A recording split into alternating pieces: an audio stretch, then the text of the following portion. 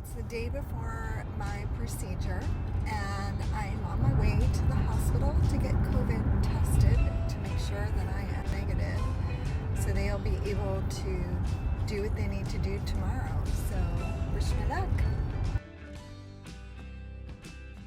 Has it been in the last 90 Nope. days? And have you had this done before? Yes. Okay. I'm gonna go do both nostrils. Okay. So just bear with me.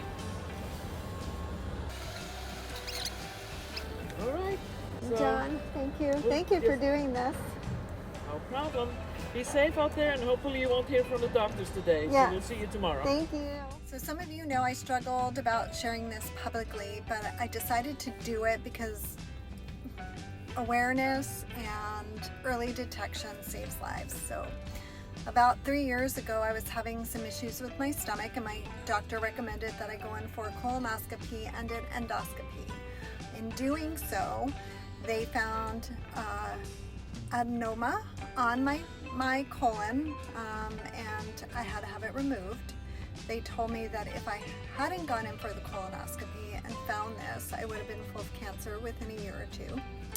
I think in 2018, I went in for 3 colonoscopies just to make sure that everything was removed that they found.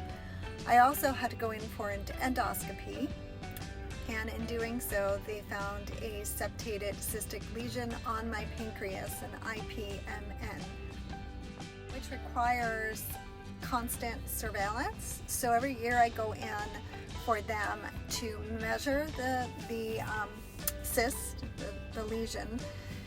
Right now it is, or 3 years ago it was small. They didn't want to touch it because that can cause more problems. They didn't even want to biopsy it. So I go in tomorrow, hoping that the lesion stayed the same size or shrunk, did not grow.